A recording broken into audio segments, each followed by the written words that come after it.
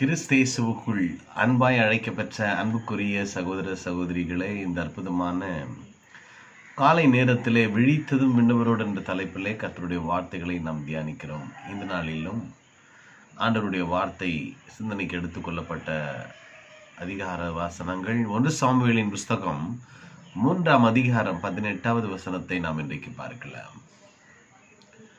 வாசிக்கிறேன். அப்பொழுது சாமுவேல் ஒன்றையும் அவனுக்கு மறைக்காமல் அந்த காரியங்கள் எல்லாம் ஏலிக்கு அறிவித்தான்.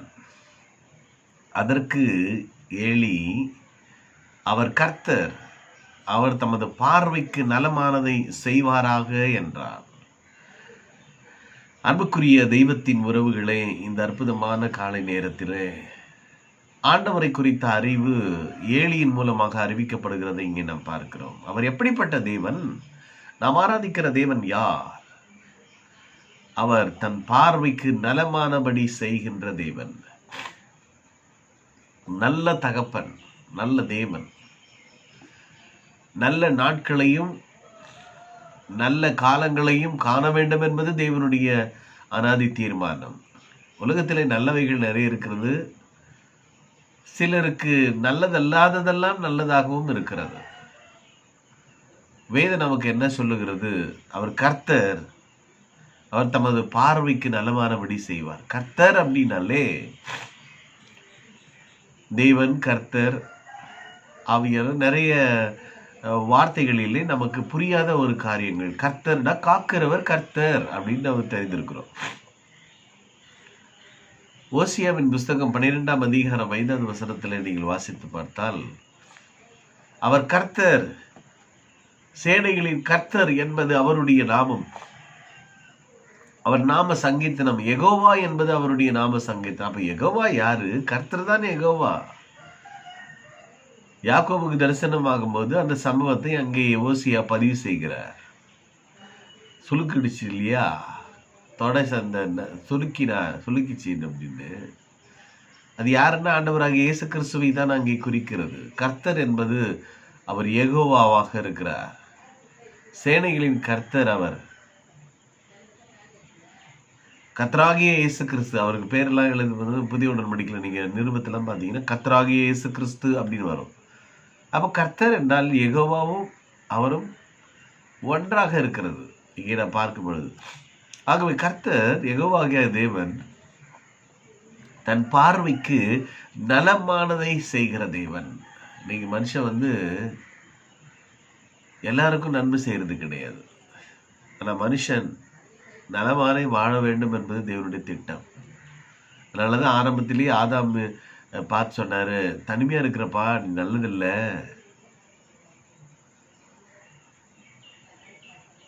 யோனா 4:4 சொல்றாரு, நீ எரிச்சலையா இருக்கிறிய, உனக்கு நல்லதில்லப்பா. இதெல்லாம் வேதம் நமக்கு நிறைய விஷயங்களை சொல்லி கொடுக்குது. ஜீவனை பார்க்கிலும் கிருபை நல்லது, பொன்னிலும் பசும்பொன்னிலும் வேதமே நல்லது, முத்துக்களை பார்க்கிலும் ஞானம் நல்லது, தேனை சாப்பிடு, அது உன்னுடைய சரீரத்துக்கு நல்லது.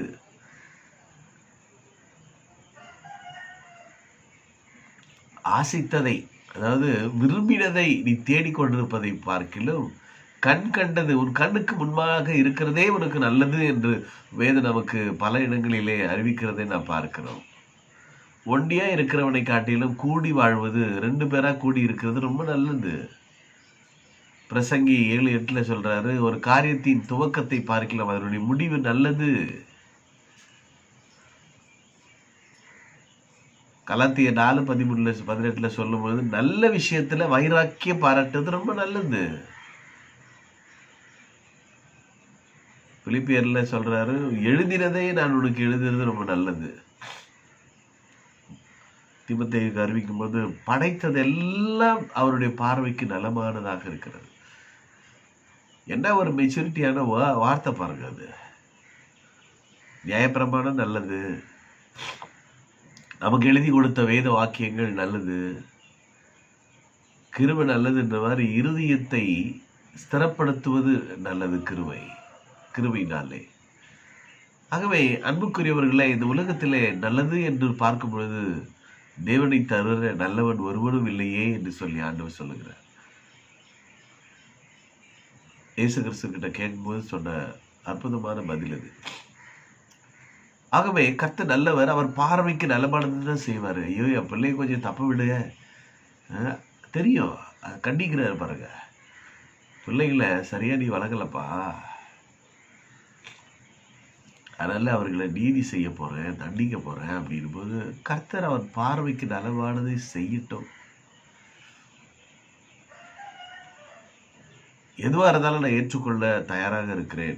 இந்த மனநிலை நமக்கு அவசியங்க. சகலவும் நன்மைக்கு எதுவாக நடக்கிறது என்கிற அறிவு நமக்கு வேண்டும்.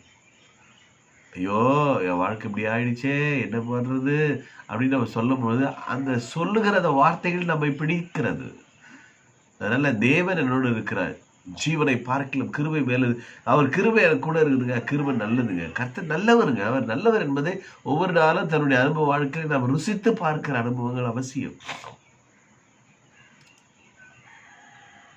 எல்லாவற்றிலும் சோதனை செய்யறது நல்லது.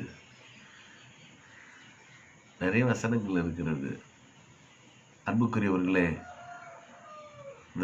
ஏலியினுடைய வார்த்தை மூலமாக தேவனை குறித்து அறிவை நாம் அறிகிறோம். அவர் நல்லவர், நம்முடைய பார்வைக்கு நலமானதை செய்வார். அவர் பூமியாக அவருடைய பார்வை எல்லாரையும் நல்லோரையும் தீயோரையும் நோக்கி கொண்டிருக்கிறது.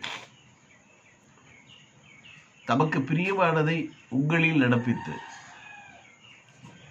நம்மை சீர் பொருந்துகிறவர்கள் ஆக்குகிற தேவன் நம்முடைய தேவன். ஆகவே இந்த காலவேளையில் சீர்படுத்துகிற, ஸ்திரப்படுத்துகிற, நலமானவைகளை செய்கிற தேவனுடைய கரங்களிலே நம்மை அர்ப்பணிப்போம்.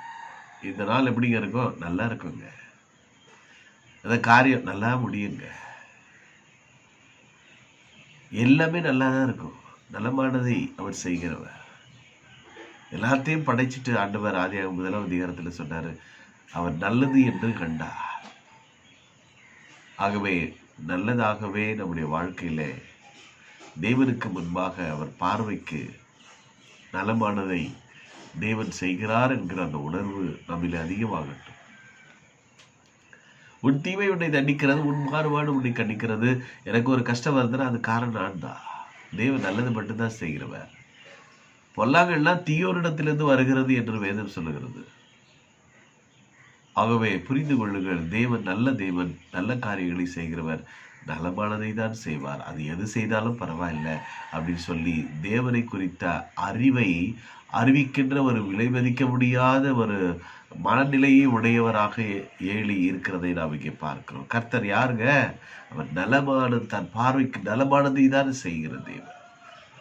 ஆகவே இந்த நாளிலும் ஆண்டவர் நலமான காரியங்களை எங்கள் வாழ்க்கையில் செய்கிறார் என்ற உணர்வோடு கூட இந்த நாளை கடந்து செல்லுவோம். ஜெபிக்கலாமா? இயேசு நல்லவர், இயேசு வல்லவர், என்றென்றும் மாறாதவர், அவர் என்றென்றும் மாறாதவர். ஆமாண்டவரே, நீர் எல்லா காரியங்களிலும் எங்களுக்கு நல்லவராகவே இருக்கிறீர். கர்த்தாவே, எங்களை வழிநடத்துவதில்லை, எங்களை பாதுகாப்பதில்லை, எங்களுக்காக ஜீவனை கொடுத்து எங்களை மீட்டதில்லை. நீ நல்லவராகவே இருக்கிறீர். எத்தனை நல்ல தகப்பன் நீர்.